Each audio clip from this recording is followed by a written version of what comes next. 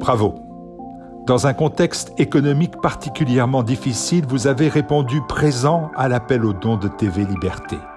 Le budget de la chaîne est dorénavant assuré et il va permettre de poursuivre notre développement en 2021. Pour tout cela, merci. Ensemble, nous construisons l'avenir de l'audiovisuel. Une presse alternative, libre, exemplaire. Nous ne sommes qu'au commencement d'une grande aventure dans un monde qui évolue à grande vitesse. Quelles que soient les tempêtes, en avant, en plein vent.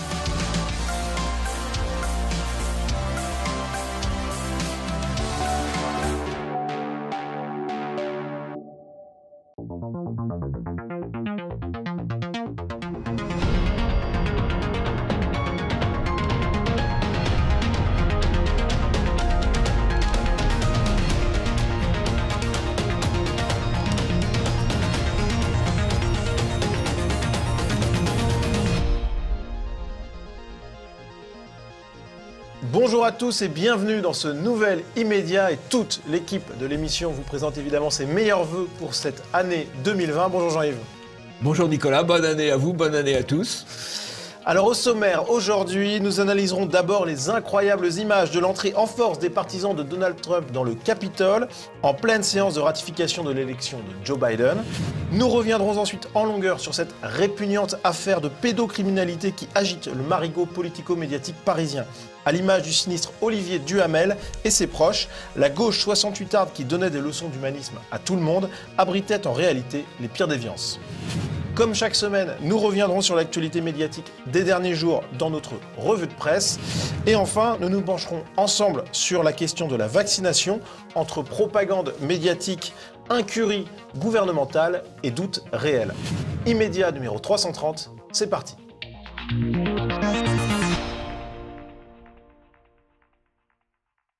C'est évidemment l'image de la semaine, c'est sans aucun doute celle du mois. Et si 2021 ne s'emballe pas à la manière de 2020, c'est peut-être même déjà l'image de l'année, le Capitole de Washington envahi par les soutiens de Donald Trump en marge de la certification de l'élection de Joe Biden. Et Jean-Yves, les images sont impressionnantes. Alors l'image impressionnante, le Capitole il n'est pas en feu, hein, c'est juste des fumigènes, donc c'est spectaculaire. Par contre, il a été envahi, ce qui est tout à fait étonnant. Plutôt d'ailleurs de manière bon enfant, malgré tout. Ça n'a pas l'air d'être si terrible que ça. Oui, ils ont l'air de s'amuser plutôt qu'autre chose. Voilà, ce qui est un peu curieux, c'est qu'il n'y ait pas eu de sécurité pour leur empêcher de rentrer, mais ça, j'ai pas d'explication. Ce qui est un peu minable, c'est ces parlementaires là qui rampent par terre alors qu'il n'y a quand même pas de danger terrible. Et après tout, ils peuvent aussi faire face au peuple ou à une partie du peuple qui s'exprime et peuple qui considère qu'il ne le représente peut-être pas tout à fait bien. Alors il y a des photos plus amusantes. Ce personnage assis dans le bureau de Nancy Pelosi, les pieds sur la table. Les pieds sur la table. Bon, c'est pas très très élégant, mais c'est amusant. Et puis l'homme à la tenue de bison et le drapeau confédéré. Ouais. C'est la vieille histoire américaine qui ressort un petit peu, quoi. Alors Jean-Yves, là on a les images donc qui sont ce qu'elles sont, et qui sont complètement hallucinantes, hein, faut l'avouer. Sur le fond, qu'est-ce que ça signifie cet envahissement du Capitole ? Si vous voulez, les médias sont très, très indignés de ce qui se passe, avec cette invasion du Capitole. Et étonnés même. Capitole, et étonnés, sans avoir vu depuis 2 mois que ça bouillait sous le couvercle de la marmite. Le couvercle de la marmite de la fraude. C'est-à-dire qu'aujourd'hui, indépendamment des gens qui ont envahi le Capitole, vous avez plus de la moitié des électeurs de Trump, beaucoup plus de la moitié des électeurs de Trump qui pensent que l'élection a été volée, et vous avez un petit tiers des électeurs de Biden qui pensent aussi que ça n'a pas été tout à fait régulier. Donc, c'est ça le vrai problème. Est-ce qu'ils ont raison de penser ça ? Alors, on ne va pas refaire la question de la fraude aux élections américaines, ce serait trop long. Nous pouvons envoyer ceux qui nous suivent sur de précédentes émissions où nous avons traité les arguments présentés par Trump et ses avocats sur l'existence d'irrégularités et de fraude. Moi, je me contenterai là, le temps nous est compté, d'un seul argument. À ces élections, la moitié à peu près des électeurs ont voté par correspondance. Or, on sait que le vote par correspondance, c'est le vote qui permet toutes les manipulations et toutes les fraudes. Le vote par correspondance, il a été supprimé en France il y a 45 ans, avec un argument unique pour limiter ou tenter de limiter la fraude, parce que la fraude existe indépendamment du vote par correspondance, mais le vote par correspondance, c'est le facilitateur absolu de la fraude. Et d'ailleurs, il n'y a pratiquement aucun pays européen qui le pratique. Et donc, évidemment que la fraude était très largement possible, et comme par hasard, il y a eu controverse dans certaines villes démocrates de certains États clés à cause précisément du vote par correspondance. Voilà. Alors, et donc, ce qui est en cause derrière, c'est pas seulement la fraude à cette élection, c'est l'extraordinaire fragilité du système électoral américain qui facilite la fraude. Il y a d'ailleurs énormément d'histoires de fraude dans l'histoire électorale américaine. C'est le système qui le facilite. Ouais. Ce qui explique d'ailleurs que beaucoup de gens du système le défendent. Parce que c'est la fraude aussi qui permet aux uns et aux autres d'être élus ou réélus. Alors, donc on a vu sur le fond que ça bouillonnait effectivement dans les esprits depuis des semaines. Et puis, il y a eu beaucoup de grands mots médiatiques qui ont été utilisés. Mais finalement, bon, sans vouloir minimiser non plus ce qui s'est passé, mais que des citoyens déboulent dans un lieu de pouvoir, bon, c'est pas non plus tout nouveau, surtout aux États-Unis, quoi. Bah, ça s'est fait quand même dans tous les mouvements. D'ailleurs, honnêtement, il y a une grande indignation de la classe politico-médiatique en France et en Europe.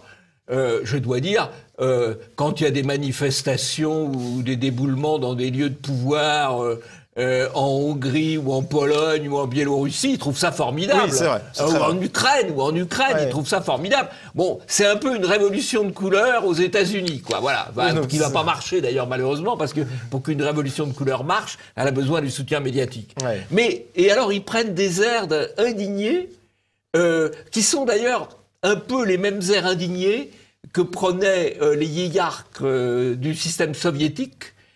Au moment des manifestations en Allemagne de l'Est ou en Tchéquie, ils réagissaient en disant que c'était absolument insupportable de voir porter atteinte finalement aux bâtiments publics et voilà, c'est un peu la même attitude. Bon, alors, en tout cas, il y a eu des réactions médiatiques assez fortes. Évidemment, tout le monde en a parlé. Alors, on tourne. Il n'y a pas eu 36 heures d'émission dessus puisque on tourne ce jeudi midi, mais on voit qu'il y a quand même une couverture médiatique énorme. Oui, ce qui se comprend. Bon, sachant encore une fois que c'est une invasion pacifique. Le seul drame, parce qu'il y a quand même eu un drame, c'est cette jeune femme qui a été tuée par la police. Ouais. Je pense que s'il y avait eu un événement de la part de l'autre camp et que la victime était noire tuée par la police, ce serait l'émoi général. Bon, là, c'est une femme blanche, ancienne militaire, ça n'émeut personne. Voilà, cette supportrice de Trump qui s'appelle Ashley Babbitt. Voilà. Donc, vous avez sa photo et son nom, c'est quand même quelque chose que peut-être il n'y aurait pas eu dans les grands médias français, à mon avis. Ça m'étonnerait qu'elle fasse la couverture de Paris Match. Alors, sur le deux poids, deux mesures, une petite chose amusante, un média américain Vox, alors qui est un média de tendance très à gauche, hein, mais qui en 2015, on a un journaliste, German Lopez, qui écrit un article titré « Les émeutes sont destructrices, dangereuses et effrayantes, mais elles peuvent mener à des réformes sociales sérieuses », en disant que pour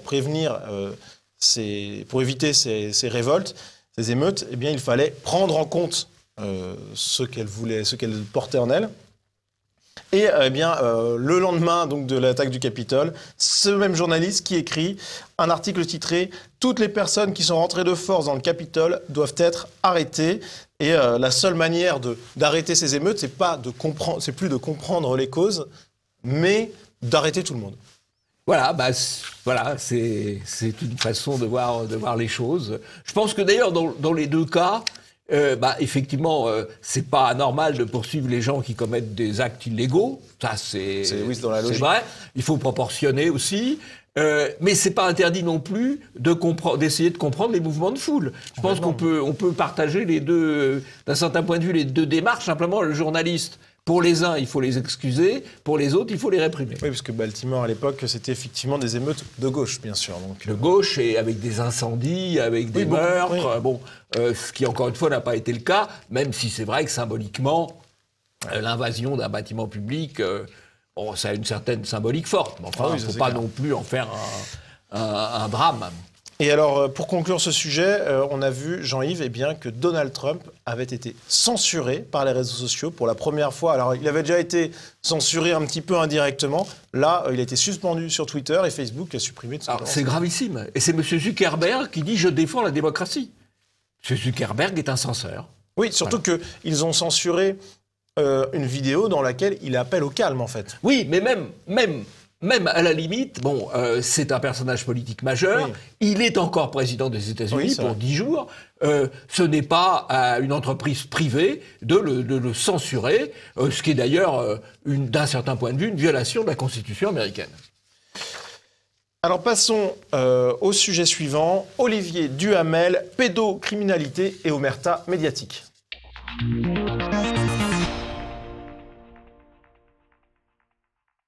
Le politologue et journaliste Olivier Duhamel est accusé d'être un pédocriminel par sa belle-fille Camille Kouchner, fille de Bernard Kouchner.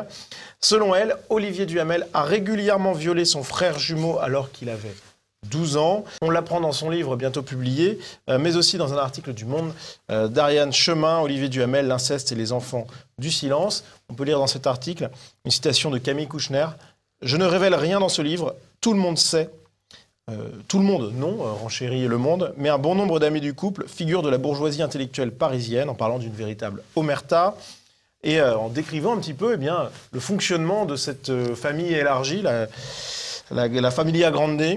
Tout est assez olé olé chez les Pisier Duhamel. Le maître mot, c'est liberté.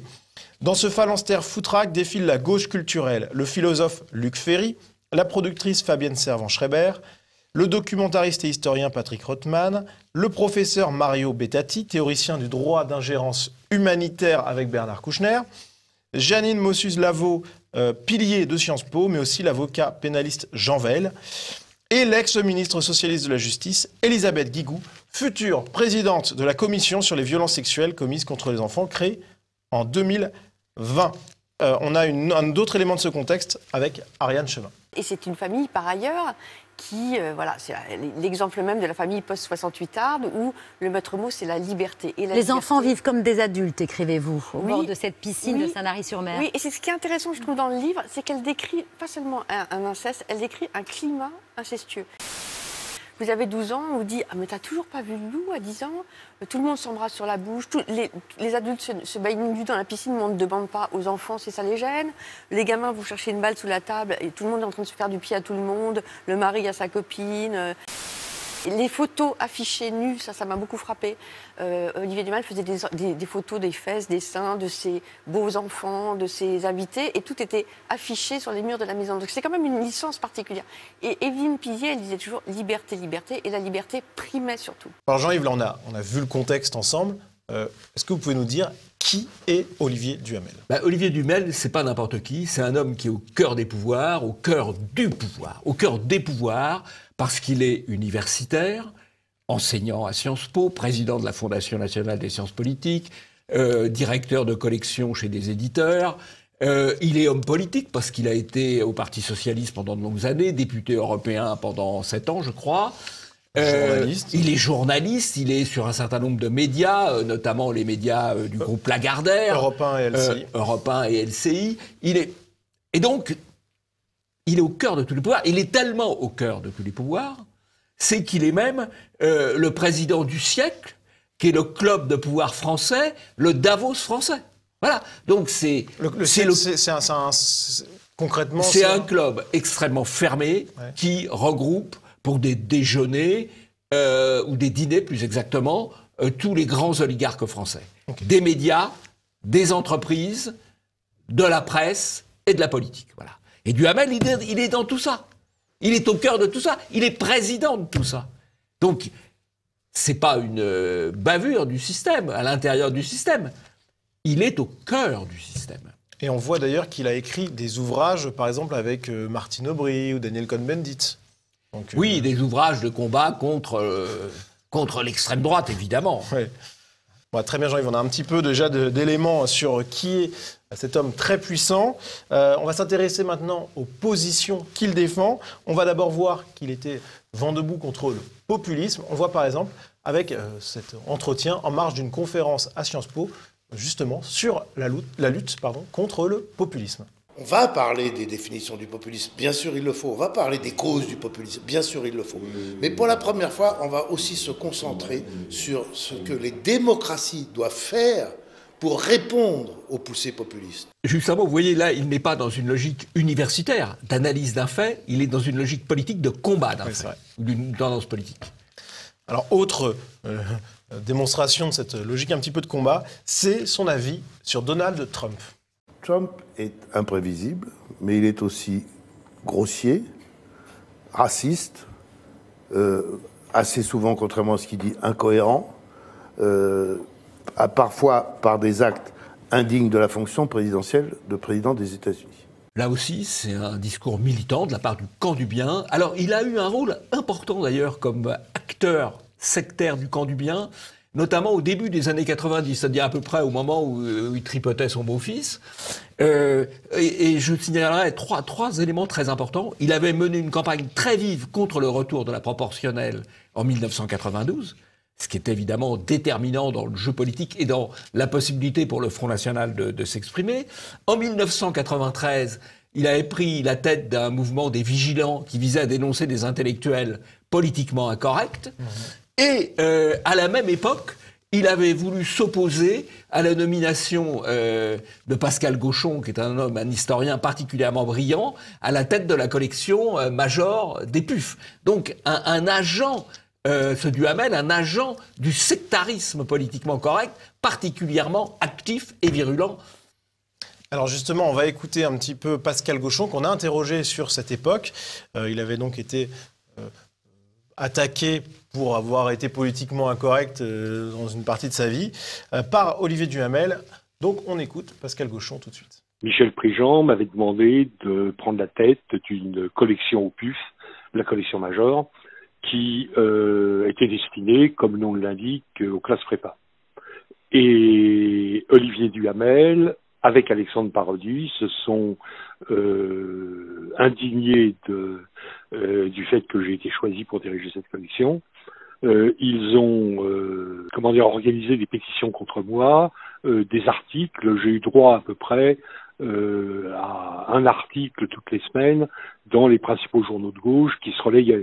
Alors il faut quand même savoir que les intentions de Duhamel, en dehors évidemment de sa volonté de défendre la vertu qu'il a démontrée en même temps, eh bien ses intentions c'était aussi de prendre la tête des puces. Et ce qu'il m'en reste, c'est l'image d'un personnage arrogant, une sorte de statue du commandeur du progressisme, du bien, et son visage même bouffi d'orgueil et de prétention suffisait à en témoigner. Voilà, tous ces personnages sont en fait, on le découvre, en tout cas pour lui, des personnages absolument répugnants. Voilà, donc je fais un petit commentaire. Et là, vous pouvez commenter. Voilà, alors Pascal Gauchon dit bien, il y a le côté camp du bien, et puis il y a aussi le côté camp de la monnaie, camp des places. Hein. Il faut quand même que toutes les places, toutes les collections restent entre nos mains, entre les mains de nos copains. Voilà, c'est pas seulement les idées, là, il y a aussi la matérielle. Gauchon a à l'époque très bien réagi, de même que Prigent qui dirigeait les PUF, puisqu'ils ont résisté, ils n'ont pas cédé, et finalement ils ont gagné. Voilà. Alors, Olivier Duhamel, c'est aussi un homme qui n'était visiblement pas ému par l'assassinat du jeune Timothy Bonnet, 19 ans. Assassinat commis par un demandeur d'asile afghan en août 2019. C'était à Villeurbanne. Dans son émission sur Europe 1, il avait invité Serge July, autre bonne conscience journalistique de gauche. Et les deux avaient évoqué ce drame de manière un petit peu particulière. On entendra d'abord dans cet extrait Serge July, puis c'est Olivier Duhamel qui lui répondra. Il y a 1% de schizophrènes dans à peu près toute population, qu'il en faisait partie. Sa nationalité afghane d'origine ne faisait pas... Voilà, c'était un non-événement. C'est-à-dire Je suis d'accord avec vous, mais il y a quand même quelque chose qui me frappe, c'est que je trouve qu'il y a des non-événements, comme vous dites, qui sont présentés immédiatement comme possiblement des événements qui, à eux seuls, fabriquent du populisme d'extrême droite. Bon oui, mais qu'est-ce que vous voulez, un petit blanc tué par un migrant afghan, ça peut pas émouvoir un type comme Duhamel. Hein. Non, mais c'est quand même hallucinant parce qu'ils en rigolent presque. Le mépris, en fait. Ils en rigolent. C'est le mépris. Mais c'est l'attitude générale de ces gens-là, aussi bien de Duhamel que de Serge July. Pour être tout à fait complet quand même sur Duhamel, on n'a pas le temps de revenir dessus, mais il a quand même été cité au Bombardor aussi tout de même. Oui. Hein, donc ça mérite un minimum de respect. Il a sans doute quelques bobards. Oui. Mais il a été cité au dernier, d'ailleurs. Ouais. Voilà. Bon, en tout cas... il n'a pas été primé, mais enfin, il a concouru. Tout ça, il a quelques mérites. Ce qui est incroyable, c'est qu'il y a quand même toujours cette volonté de donner des leçons de morale à tout le monde, alors qu'on est soi-même un salaud. C'est assez incroyable, quand même. Enfin, c'est assez logique, oui. Alors, il y a eu un traitement médiatique de cette affaire relativement important, hein, quand même, même s'il y a eu une omerta pendant de nombreuses années. Jean-Yves, il y a un terme qui a été utilisé de manière quasiment exclusive par les médias, c'est le terme inceste. Oui, alors le terme inceste, qu'est-ce que c'est que l'inceste? C'est une relation sexuelle à l'intérieur de la famille, c'est condamné par à peu près toutes les sociétés, mais au cas particulier, c'est quand même une forme très particulière d'inceste, c'est de la pédocriminalité. Oui. La pédocriminalité à la fois vis-à-vis de son beau-fils, tel que c'est décrit, mais de manière plus générale, tel que c'est rapporté effectivement par le livre et par Ariane Chemin. Donc c'est de la pédocriminalité, mais là les médias sont plus en réserve. Hein. Ils n'utilisent pas le terme, au moins pédophilie, pédocriminalité, non, inceste, ce qui est quand même bon. Ce qui est imprécis. Oui, c'est imprécis, puis c'est un petit peu plus mélioratif, même si c'est pas positif pour autant, mais là, pour être précis, c'est de la pédocriminalité incestueuse. Ouais, c'est un pédophile, quoi. Voilà, c'est sous réserve l'enquête judiciaire qui est ouverte, même s'il y a eu prescription. Alors Jean-Yves, il y a une question qui se pose quand même. Pourquoi une telle attaque contre... Pas sûr qu'il y ait prescription, parce qu'il y a eu un acte interrupteur de prescription en, je crois, 2011, où il y a eu une enquête qui a été classée. Donc je ne sais pas si ça interrompt ou non la prescription, mais la question peut se poser. En tout cas, il y a la présomption d'innocence qui statutairement régit ce sujet. Mais en tout cas, voilà. Jean-Yves, donc, pourquoi une telle attaque contre Duhamel, qui est quand même un homme puissant, on l'a vu. Oui, alors, il y a une explication immédiate qui n'est peut-être pas suffisante. L'explication immédiate, c'est que Camille Kouchner, donc la belle-fille de Duhamel, a publié un livre et que le livre a fait l'objet, non seulement il a trouvé un éditeur, mais il a fait l'objet d'un lancement en fanfare avec 2 articles, une à une sur le Nouvel Observateur et un grand article dans Le Monde. Alors honnêtement, c'était pas très difficile pour Camille Kouchner d'obtenir cela, puisque le président du directoire du Monde, c'est son compagnon, Louis Dreyfus, qui avait la possibilité, surtout depuis que Berger est mort et a disparu, de lancer l'opération, s'il voulait lancer l'opération. Donc, c'est d'abord un règlement de compte familial. Est-ce que c'est seulement cela ? Je ne sais pas. Je ne sais pas. Il y a peut-être des opérations plus larges, et notamment peut-être une opération de déblaiement de la génération de 1968 par une génération plus jeune, toujours de gauche, mais sur des lignes peut-être un peu différentes. On peut penser qu'il y a aussi une opération générationnelle. Il y a aussi le fait que... le siècle, Ariane Chemin nous dit quand même que c'est très masculin. Donc ça, c'est pas très très bien, quoi. Voilà. Donc il y a peut-être aussi quelque chose de plus vaste que le règlement de compte familial, honnêtement assez tardif. En tout cas, ici, il a été tardif, Jean-Yves. C'est bien parce qu'il y a eu une omerta générale. Or, tout le monde savait, selon Isabelle Saporta. C'est l'entre-soi atroce et l'omerta qu'il y a eu autour de cette affaire. L'omerta dans un petit milieu de la gauche caviar parisienne, hein, parce que c'est ce que c'est, hein, et on se rend compte à ce moment-là que tout le monde savait, que tout le monde était au courant. qu'on apprend, c'est qu'effectivement, dans ce petit milieu, il y avait beaucoup de gens. Il y avait, par exemple, la sociologue qui est spécialiste de la sexualité, Janine Mossulavo, qui écrit à longueur de temps sur la sexualité des Français. On avait aussi Elisabeth Guigou, qui est cette ancienne ministre socialiste, qui va être la prochaine patronne de la commission sur les violences sexuelles faites aux enfants. Si au moins ça pouvait, entre guillemets, nous débarrasser de cette gauche caviar, qui a toujours des leçons de morale à faire à tout le monde et qui se comporte de la manière la plus sordide en nous faisant la morale du soir au matin, eh bien écoute, ce sera déjà un dommage collatéral qui ne sera pas si mauvais. Et Ariane Chemin est aussi convaincue que des centaines de personnes étaient au courant. Donc le secret, il peut être partagé par une cinquantaine de personnes et être gardé. Là, je pense qu'on en parlait avec Cécile avant, je pense qu'en fait, il est partagé par beaucoup plus que 50 personnes. Il est partagé par des centaines de personnes, puisque je suis fascinée de voir qu'en quelques heures, nombre des personnes qui vous disent « mais tu ne savais pas ?» Non. Mais beaucoup de gens savaient. Qui, par exemple, des responsables politiques, des journalistes je ne vais pas donner des noms, mais non, mais c'est pour voir dans quel corps de métier. Écoutez, c'est une élite bourgeoise de gauche. Donc toute l'élite bourgeoise de gauche qui côtoyait les pisiers Kouchner, les pisiers Duhamel, eh ben, savait. Alors ça, c'est très intéressant ce que nous disent Isabelle Saporta et Ariane Chemin, c'est-à-dire qu'il y a des centaines de personnes. Ça veut dire, alors des centaines de personnes, c'est pas forcément tout le monde. Mais c'est tout le monde dans la gauche morale. C'est tout le monde, ou en tout cas, c'est les principaux responsables et les principaux dirigeants du siècle. Ce club de pouvoir, ce Davos français.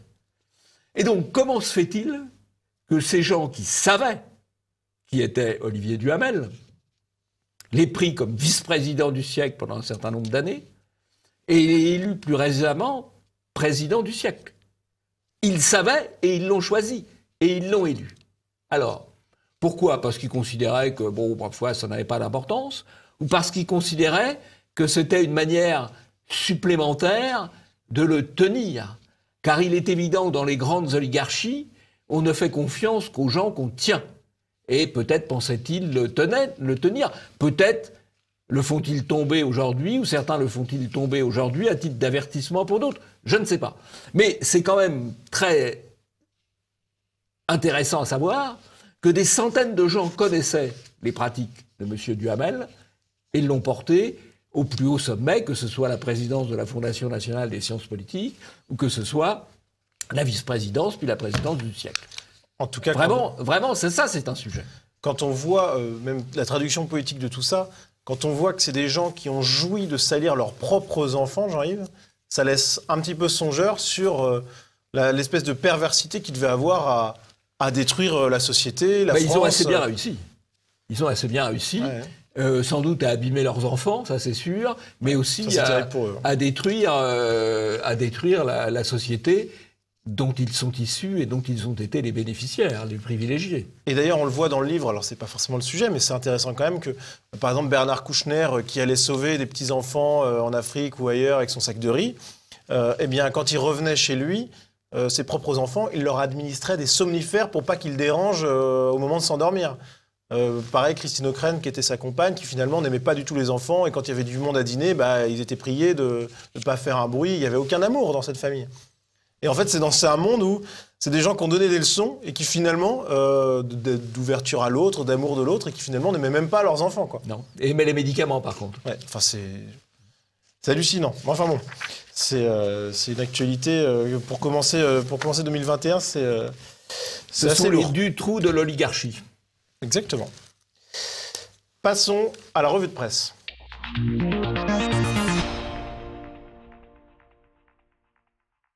Et pour commencer cette revue de presse, direction la Corée du Nord. Et Jean-Yves, on va voir que BFM se plaint de la propagande matinale en Corée du Nord.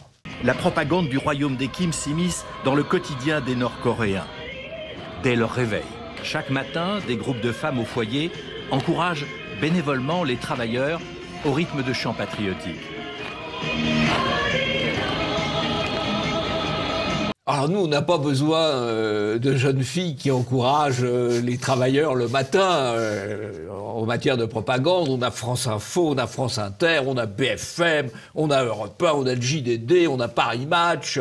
D'ailleurs, je me suis laissé dire que Kim Il-jong admirait beaucoup le système de propagande français. C'est vrai que la différence avec les Nord-Coréens, c'est que nous, on n'a pas pleinement conscience qu'on est en dictature. C'est l'apparence de pluralité, mais qui est une pluralité dont la source est unique. D'ailleurs, on va le voir tout au long de cette revue de presse. On commence avec Le Monde, qui évoque donc Emmanuel Macron et son positionnement par rapport à l'identité française. Et Le Monde qui se satisfait que Emmanuel Macron reconnaisse clairement la diversité française et qu'il s'en félicite. Qui déclare dans l'éditorial du Monde « Oui, la France est fondée sur des valeurs communes, mais elle est aussi une société multiculturelle, riche de ses différents apports. » Donc là, on est parfaitement dans la contradiction du modèle français qui était traditionnellement un modèle assimilationniste. Maintenant, on lui dit c'est multiculturel, voilà. Voilà. Bon, puis surtout, l'identité fondée sur des valeurs communes, ça veut rien dire. Enfin, à la limite, s'il les définissait, mais bon, bref. C'est Le Monde.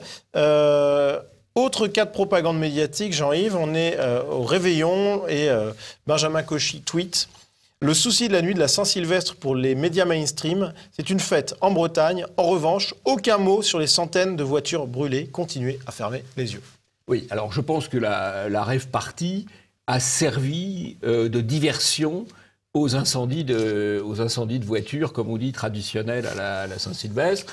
Alors c'est quand même assez intéressant. C'est que, d'après les chiffres officiels, il y en a 850. D'autres estiment que les chiffres officiels sont sous-évalués, ce qui est probablement le cas. Je ne sais pas quels sont les chiffres réels. Mais si je compare chiffre officiel et chiffre officiel, on va vous dire 850 cette année, 1450 l'année dernière.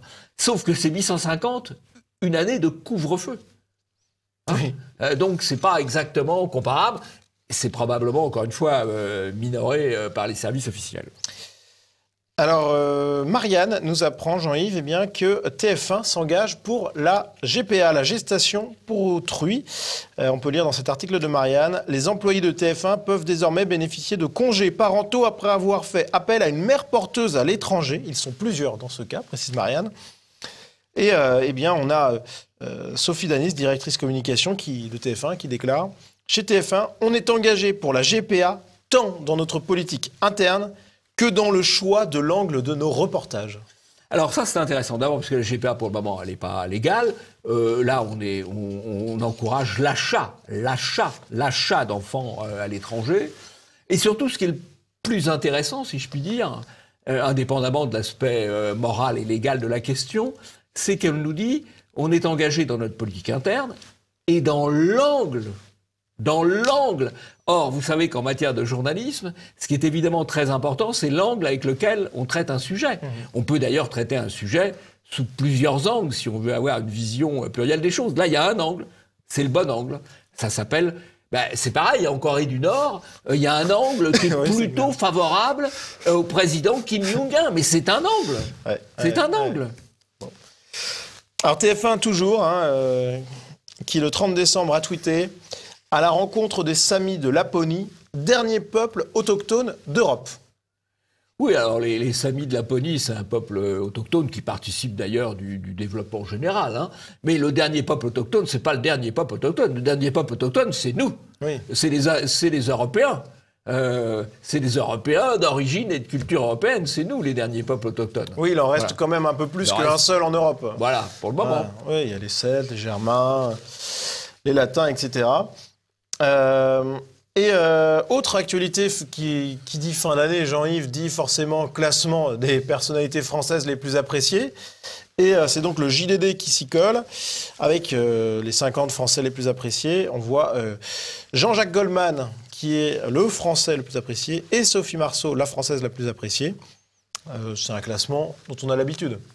Oui, alors c'est un classement qui est biaisé, puisque il est biaisé par les noms qu'on donne qu'on met en débat. Il y a des noms qu'on met, il y a des noms qu'on écarte, et qui fait ce petit potage ce sont les gens du JDD, ce qui permet d'éliminer Zemmour ou Raoult ou d'autres, par exemple.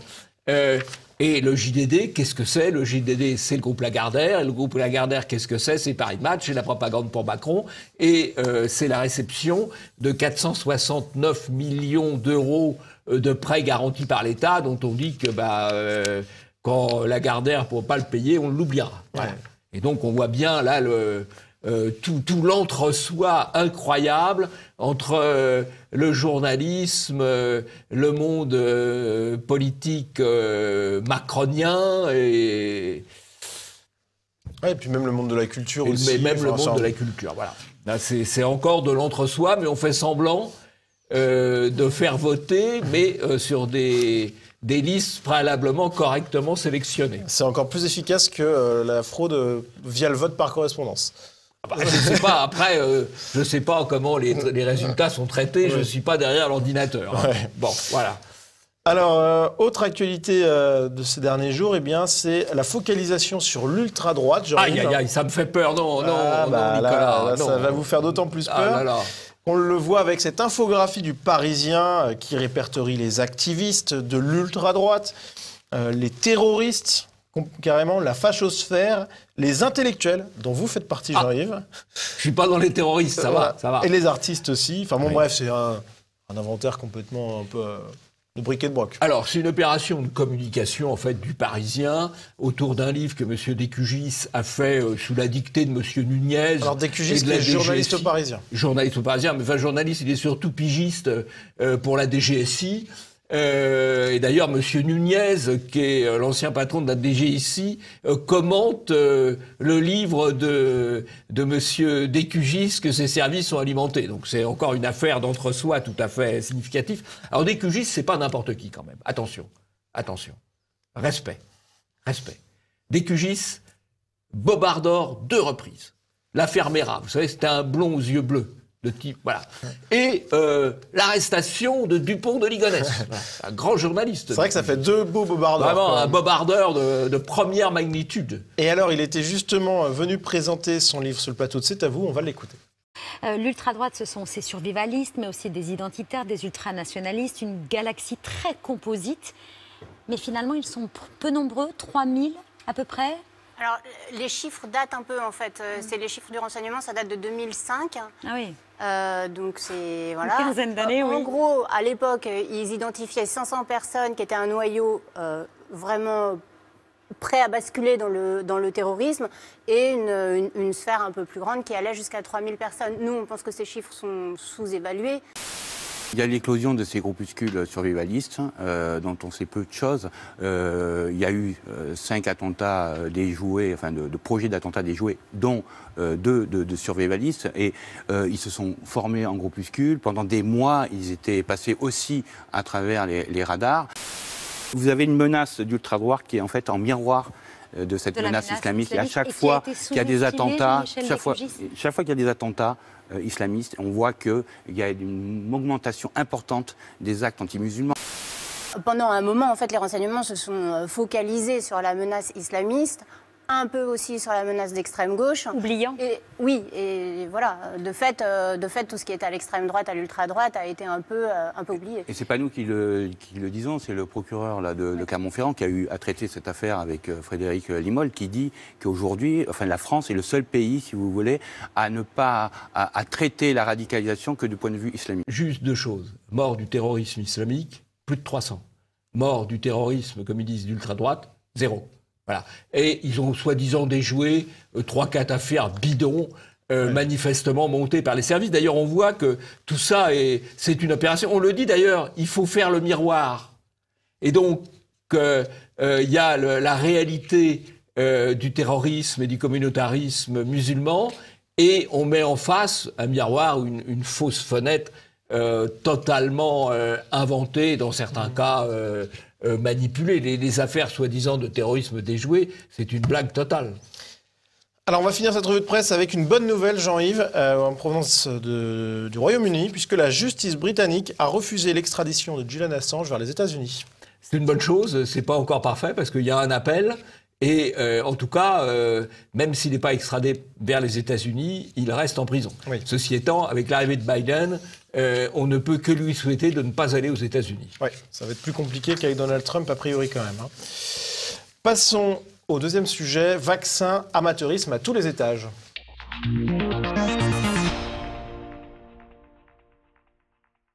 C'était il y a un peu moins d'un an, Le Figaro titrait « La France est l'un des pays les mieux préparés à faire face au coronavirus ». Et Jean-Yves, quand on regarde ce titre...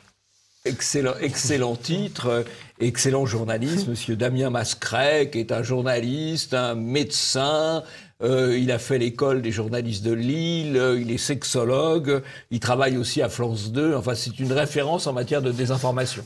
Bon alors, c'est sûr que a posteriori, cet article est un peu ridicule, surtout quand on regarde bien la question de la vaccination. La vaccination, elle a d'abord commencé avec grosse communication médiatique. On le voit avec cette vidéo de Morissette, la première française vaccinée. Et vous allez écouter ce qu'elle dit. Et il semble qu'elle n'était pas au courant qu'elle allait se faire vacciner. On va dégrafer. Hop, j'ai ça. Oui. Voilà, ça. Hop, on va faire un vaccin. Voilà. Ouais, on va faire à gauche. On va faire en haut là. Alors le son n'est pas parfait, mais on semble bien comprendre qu'elle n'était pas au courant qu'il fallait faire un vaccin. Mais ce n'est pas l'avis des médias dominants qui n'ont pas hésité à révéler ce qu'a vraiment dit Morissette. À l'oral, la phrase « Ah, faut faire avec ça » ressemble beaucoup à « Ah, faut faire un vaccin ». Donc il parle d'une possible confusion. Alors moi j'entends il faut faire un vaccin, voilà. Alors on peut dire à la limite qu'il y a doute, mais on peut pas dire qu'il y a fake news quand on dit avec un vaccin, parce que c'est quand même plutôt ce qu'on entend. Ceci étant, la scène est un peu gênante. Voilà. Un acte médical, c'est un acte privé. Et personnellement, je suis assez choqué par ces mises en scène. Alors on a choisi une dame assez âgée avec un nom qui fleure blond, la France d'avant. Bon, c'est une opération médiatique. De même que quand on filme des personnalités politiques, pas encore en France, je crois, mais ça viendra sûrement, se faire vacciner. Personnellement, je trouve ça assez choquant parce que c'est une affaire. La médecine, c'est une affaire privée. Voilà. Bon, ça peut s'entendre quand même, mais bon, c'est... Bah, c'est de la propagande, voilà. C'est de la propagande. Et alors, puisqu'on parle de propagande, il y a une belle une du JDD, Jean-Yves, avec plan vaccin, ce qui se prépare, et un Macron impérial. Un Macron impérial en blouse blanche. Un Macron, vous savez, c'est le gamin qui change de panoplie tous les 3 jours. Alors là, il a une panoplie de médecins depuis qu'il y a le coronavirus. C'est vrai qu'il avait eu la panoplie de pilote, je crois. Il a eu la panoplie de pilote, il a eu la panoplie de pompiers, je crois. Il a toutes les panoplies. C'est formidable d'être président de la République, on peut avoir plein de panoplies. Il s'amuse bien. Donc ça, c'était les débuts de la préparation du vaccin. Donc on allait voir ce qu'on allait voir. Eh bien, sauf que les premières journées, bien, très peu de personnes ont été vaccinées. Et du coup, la propagande médiatique a battu son plein avec des interventions sur tous les plateaux pour pousser les Français à aller se faire vacciner. Catherine Hill, est-ce qu'il faut reconfiner au niveau national ou bien au niveau local? Est-ce qu'il faut rouvrir les lieux de culture? Qu'est-ce que vous en pensez? Il ne faut rien rouvrir du tout. Il faut envisager de vacciner férocement et il faut se mettre enfin à dépister massivement. C'est la seule solution. Je crois qu'il faut qu'on fonce maintenant. Il faut qu'on arrête de palabrer, de faire des consentements, des machins, des choses. Il faut qu'on fonce. Il faut qu'on lance maintenant une opération commando. Il faut que ça soit fait à la vitesse grand V. Il faut arrêter de penser aux anti-vax, à ceux qui disent « je ne veux pas, je ne sais pas, on ne veut pas être des cobayes, on va pas… » Eh bien, qu'ils ne se fassent pas vacciner. C'est cette réflexion. Ah, on ne va pas leur faire peur. Les pauvres petits, ils ne veulent pas être… Eh bien, qu'ils aillent se faire foutre. Ceux qui ne veulent pas se faire vacciner. On va rester polis. Alors, ce qui est assez extraordinaire, c'est qu'au départ, il y a un problème logistique, parce que des gens qui veulent se faire vacciner, il y en a. Il y a eu 10 millions de personnes qui se sont fait vacciner contre la grippe. Donc, et encore, il y en avait qui voulaient l'être et qui n'ont pas pu l'être. Donc, c'est un problème logistique. C'est pas la peine de terroriser les gens en disant qu'il fallait être féroce pour la vaccination, qu'il fallait une opération commando, ou qu'il fallait envoyer se faire foutre ceux qui voulaient pas se faire vacciner, comme le dit l'élégant Cohn-Bendit, qui ne devrait plus s'exprimer, d'ailleurs, dans les médias, comme Duhamel. D'ailleurs, les Allemands, là-dessus, ils l'ont viré en 2009, les Allemands, Cohn-Bendit. Ils voulaient être candidats à nouveau sur la liste européenne des Verts en Allemagne. Ils l'ont viré à cause, précisément, de ces déclarations pédophiliques. Mais en France, ils continuent de nous expliquer tout ce qu'il faut faire. Et sur LCI, où officiait Olivier Duhamel. Alors, il y a aussi une problématique, Jean-Yves, sur le vaccin, qui est finalement un rejet de la population, parce qu'il y a des doutes. Alors, ce qui n'est pas traité sur le vaccin, là on a traité, il faut se vacciner, 2, c'est pas normal qu'il y ait du retard à la vaccination, mais il y a quand même un certain nombre d'interrogations, je dis bien d'interrogations. Il y a d'abord la première question, est-ce que le vaccin protège soi-même contre une forme plus grave, une forme grave du coronavirus, ou est-ce qu'il protège les autres, ce qui est la logique d'un vaccin? Honnêtement, il n'y a pas de réponse. Il y a des réponses diverses sur le sujet. Donc, on ne sait pas. Alors, on ne sait pas. On a des experts qui disent que une personne vaccinée contre le Covid-19 restera contagieuse, même si elle le sera un petit peu moins. Donc, alors que le but du vaccin, c'est précisément d'éviter la contagion. Donc, ça, c'est la première incertitude. La deuxième incertitude, c'est qu'on ne sait pas quelles sont les conséquences de l'utilisation d'un vaccin qui intervient sur l'ARN, donc quand même le code génétique indirectement. Quelles sont les conséquences de l'usage de ce vaccin à grande échelle et sur la longue durée? On ne sait pas, moi je ne sais pas. Mais c'est assez normal qu'il y ait des gens qui se posent des questions. Il ne faut pas traiter les gens qui se posent des questions de crétins, parce que les questions existent. À partir de là, peut-être qu'il faut aller dans un sens ou dans un autre, mais les questions existent. Et d'ailleurs, on voit que les médecins, ils ont des réponses qui ne sont pas fermes, en fait, sur le sujet. Hein. Donc, c'est pas forcément les plus rassurants. Du coup, face à cet enlisement de la vaccination, eh bien, on apprend avec cette une du journal du dimanche que Emmanuel Macron s'est mis en colère. On voit encore une belle photo d'Emmanuel Macron, le JDD, qui décidément fait le boulot. Ah, le JDD fait le boulot. Là, les 469 millions d'euros de subventions, enfin, ou de prêts à transformer en subventions pour le groupe Lagardère, ça rend. Hein. D'autant plus que c'est drôle, à un mois d'intervalle, on nous dit le plan vaccin est préparé par Macron, et un mois après, on nous dit Macron est en colère parce que le plan vaccin ne marche pas. À qui s'en prendre? Mais jamais à Macron, ça c'est sûr. Jamais à Macron. Et pour finir sur ce vaccin, on peut noter, Jean-Yves, que un cabinet américain, McKinsey, travaille avec le gouvernement depuis début décembre au moins, tout ça est assez flou, sur ce plan de vaccination. Oui, alors ce qui est tout à fait étonnant, c'est qu'il y a quand même des administrations puissantes, organisées, il y a des inspections, enfin, bon, en quoi faut-il avoir besoin de ce cabinet ? En plus, alors c'est assez curieux parce que le consultant, plutôt junior d'ailleurs, qui travaille sur cette affaire, c'est Maël de Calan, c'est-à-dire un petit politicien opportuniste, recasé dans ce cabinet d'affaires. Il vient de chez LR. Oui, qui vient de chez LR, oui, mais qui, à ma connaissance, n'a aucune compétence particulière en matière de logistique, sauf peut-être la logistique des tracts et des affiches. Et encore, comme il n'y a plus de tracts et d'affiches aujourd'hui, même peut-être pas le cas. Vu son score à la primaire des Républicains... Enfin, c'est quand même tout à fait surprenant. Bon. Bien écoutez, c'est la fin de cette émission. Jean-Yves, vous avez un coup de chapeau pour finir. Oui, alors c'est un coup de chapeau, je dirais posthume, à Emmanuel Ratier, qui n'est plus de ce monde, mais qui avait fait des travaux tout à fait remarquables d'information et de réinformation, notamment sur le club Le Siècle, dont le président était, il y a encore quelques jours, Olivier Duhamel, au cœur du pouvoir, avec des biographies extrêmement intéressantes et documentées de tous ces personnages qui nous gouvernent. Très bien, bien c'est noté. Merci à vous d'avoir suivi cette première émission de l'année 2021. Et Jean-Yves, on se dit à la semaine prochaine. À la semaine prochaine.